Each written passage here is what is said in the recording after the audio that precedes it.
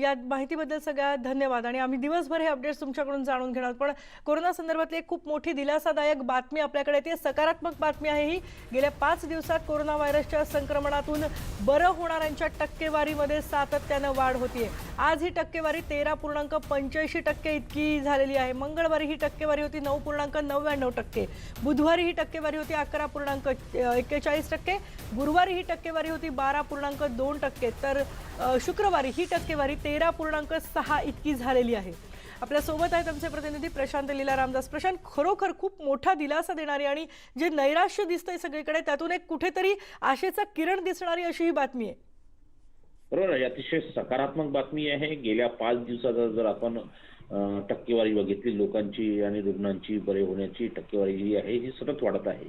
ही चांगली दिशानिर्देश ज्या पद्धतीनं राज्य सरकार आणि केंद्र सरकारने स्पष्ट केलं होतं की एप्रिलच्या शेवटच्या आठवड्यामध्ये बऱ्यापैकी देशातली जी रुग्णसंख्या आहे ही कमी होऊन जाईल आणि जी टक्केवारी साधारणतः 17,000 पर्यंत पोहोचण्याची शक्यता व्यक्त केली जात आहे एप्रिलच्या शेवटच्या टप्प्यामध्ये।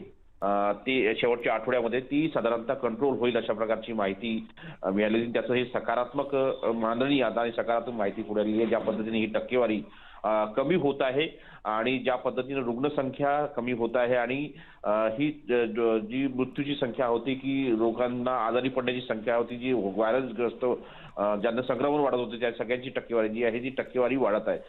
या ज्या टक्केवारीचा उल्लेख केला त्यामध्ये सगळ्यात महत्त्वाचं म्हणजे मंगळवारी जी जवळपास 10% होती टक्केवारी, ती आता जवळपास 14% पोहोचली आहे। म्हणजे अगदी, जवळपास आणि 4% खूप महत्त्वाची आहे ही टक्केवारी, कारण बरं होऊन घरी जाणारे रुग्ण आहेत आणि कोरोनामधून आपण बरे होऊ शकतो हा एक दिलासा, हा एक विश्वास यातून नक्की मिळेल। धन्यवाद प्रशांत या सगळ्या माहितीबद्दल। यानंतर इथे एक ब्रेक घेतोय, पहा फक्त न्यूज 18 लोकमत। लखनौ मधली एक अत्यंत महत्त्वाची बातमी आपल्या हाती आली आहे, कारण लखनौ मध्ये एकाच वेळेला 54 कोरोना पॉझिटिव्ह रुग्ण आढळलेले आहेत। जेएसआरजी महाविद्यालय बक्षी तलाव परिसरात 54 पैकी 47 जण हे विलगीकरण कक्षात आहेत।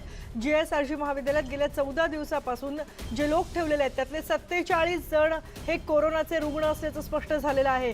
या ठिकाणी शहरातल्या विविध भागातून तबलिगी जमातींना विलगीकरण कक्षामध्ये ठेवण्यात आलं होतं आणि लखनौमध्ये उर्वरित 54 पैकी 7 जण हे शहरातल्या विविध भागातले आहेत। पण एकूण आता कोरोना पॉझिटिव्हची संख्या 160 वर गेलेली आहे।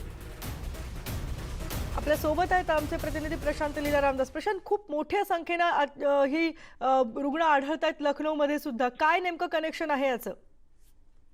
एका शहरामध्ये एकाच वेळी एवढ्या मोठ्या संख्येने रुग्ण आढळणे ही मोठी धक्कादायक बाब आहे आणि महत्त्वाचं म्हणजे लखनौ या शहरामध्ये ही घटना घडली आहे। ज्या जीआरजी महाविद्यालय बक्षी तलाव परिसरामध्ये 54 पैकी जे खास करून तबलिगी जमातच्या संदर्भातले लोक होते त्यांना ठेवण्यात आले, त्यामध्ये 47 लोकांना विलगीकरण कक्षात ठेवले। 47 जी आहे ते पॉझिटिव्ह असल्याची माहिती पुढे आलेली आहे। सोबतच 7 जे रुग्ण आहेत ते इतर भागातील जसं सदर बाजार, बनिया मोहल, हुसेनगंज यासारख्या भागातले आहे आणि या घडीला लखनौ मधली जी संख्या आहे 160 वर पोहोचलेली आहे।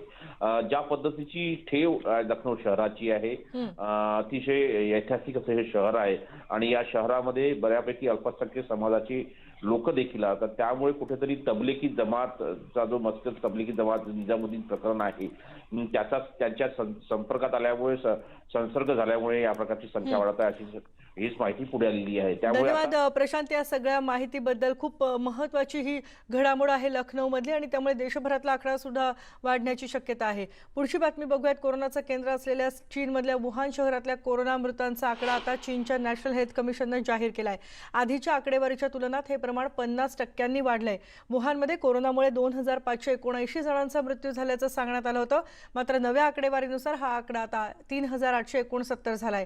आधीच्या संख्येमध्ये 1290 मृतांची भर पडली आहे। या नव्या अहवालानुसार वुहान शहरात कोरोनाचा संसर्ग झालेल्यांचं प्रमाण 325% वाढल्याचं सुद्धा नमूद करण्यात आलंय।